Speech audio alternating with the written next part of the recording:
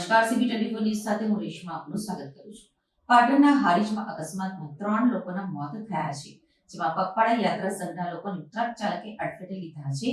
અકસ્માતમાં અન્ય 5 લોકો ઇજાગ્રસ્ત થયા છે, જેમાં ખોડિયાર માતાના મંદિરે પગપાળા જતા સંઘનો અકસ્માત થયો હતો. હારીજના દાંતરવાડા ગામના પાટિયા પાસે અકસ્માત સર્જાયો છે, જેમાં અકસ્માતમાં 3ના મોત થયા છે તથા 5 લોકો ઘાયલ થયા છે.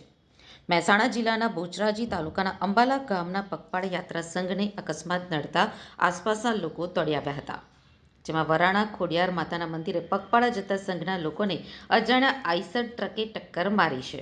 તેમાં ટ્રકે અકસ્માત કરતા 3 મહિલાઓના ઘટના સ્થળે જ મોત થતા માહોલ ગમગીન બની ગયો છે.